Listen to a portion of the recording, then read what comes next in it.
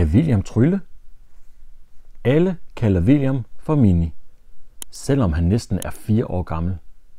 Selvfølgelig er han mindre end sin søster, Carla, men hun er også 11 år. Og derfor skal William også i seng, før hun skal. Godnat, Mini, siger mor og slukker lyset. William han stiger op i loftet. Han har nemlig ikke tænkt sig at falde i søvn. I nat vil han snige sig ud i køkkenet og finde den skarpeste kniv i skuffen, som han ellers ikke må røre.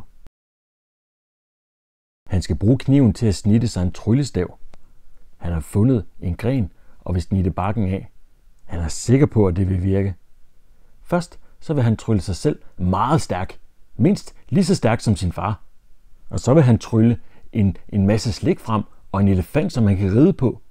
Og måske en dinosaurdrage, han kan flyve på. Jeg tror nok, den skal bo ude i det store træ i haven. William kan høre lyden af fjernsynet inden for stuen. Hans øjne falder langsomt i. Han begynder at åbne dem igen, og så springer han ud af sengen. Han vil ikke sove, så han går hen imod det åbne vindue og kigger ud. Månen? Ja, den er lige stået op. William har aldrig set så stor en måne. Den har en rigtig ansigt med øjne og mund, og den kigger lige ind i Williams værelse. William kigger på stjernerne, der blinker på himlen, og så ser han igen på månen. Nå, du vil have en kniv, Mini, siger månen og blinker med det ene øje. Forskrækket så far William ud af værelset og løber ind til Carla.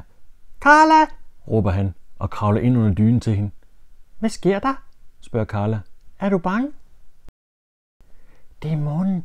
Den er levende, hvisker William. De går hen til vinduet og kigger op på månen. Den hænger helt stille på himlen.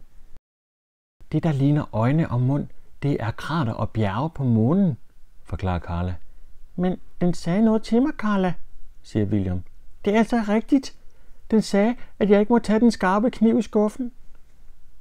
Det må du altså heller ikke, siger Carla.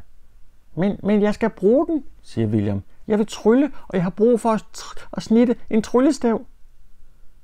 Kom, siger Carla. Jeg skal nok snitte en tryllestav til dig, og så må vi se, om du kan trylle. Selvfølgelig kan jeg det, siger William glad. De sniger sig ud i køkkenet, forbi far og mor, der sidder i stuen og ser en film. Carla hun tager den skarpeste kniv i skuffen og begynder at skære barken af Williams gren. Hun passer godt på at snitte væk fra sig selv, så hun ikke kommer til at skære sig selv i fingeren. Når tryllestaven er færdig, Carla, så tryller jeg en ko med vinger frem. Den skal bo op i skyerne, og der kommer gnister ud af ørerne på den og røg ud af dens næsebor, og så spiser den isblomster. Nå da, siger Carla og rækker William den færdige tryllestav. Den er blevet meget flot. Abracadabra, mumler William. Nu kommer koen med vinger.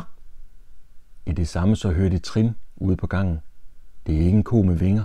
Det er far, der står i døren, og han ser ret sur ud. Jeg kan trylle, siger William, for jeg har en tryllestav, og nu tryller jeg, at du ikke bliver sur på os, selvom vi ikke ligger i vores seng. Abracadabra, 1, 7, 8.